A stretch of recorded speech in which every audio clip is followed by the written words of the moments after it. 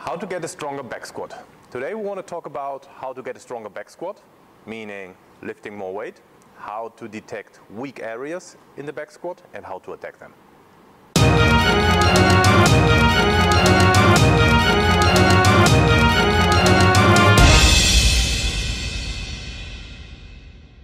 How to get a stronger back squat.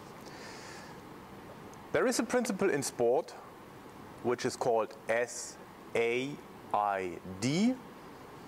specific adaptations to imposed demands.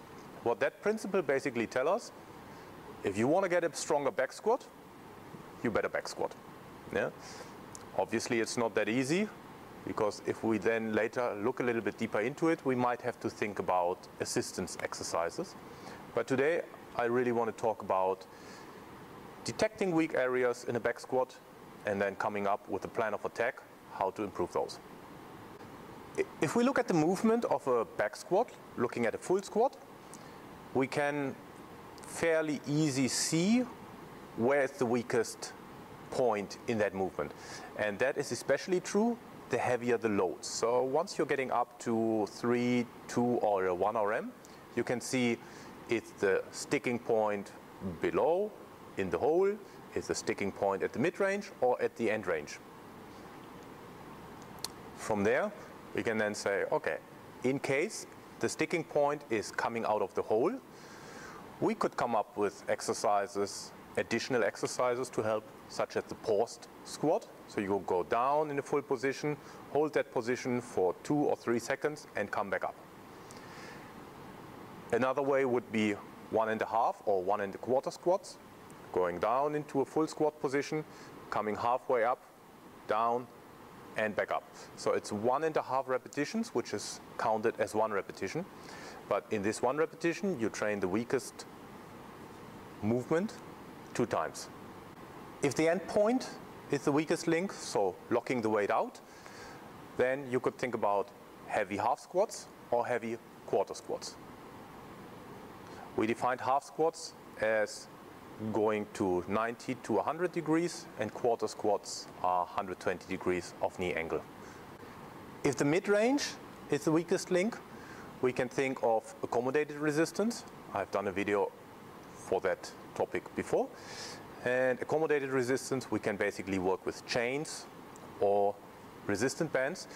And the advantage is once you come up, the resistance increases. So the way you choose the bands or the chains, you can really modulate that the heaviest resistance is then in that weak spot for you.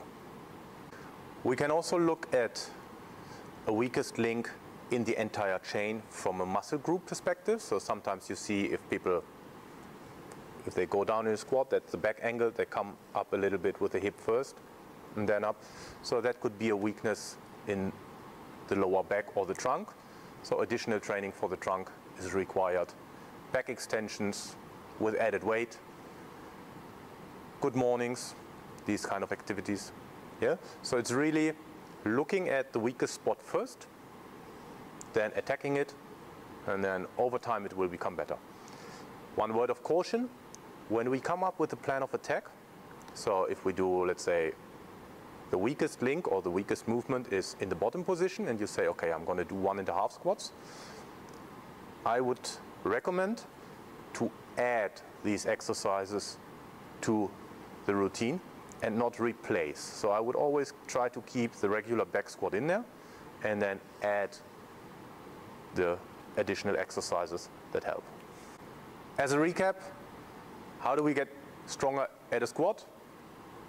The SAID, specific adaptations to imposed demands principle, tells us if you want to get stronger in the squat, you better squat. Second, look at the weakest movement. Look at whether bottom position, mid or end position is weak, and then find the right exercises to train that weakest link in the movement.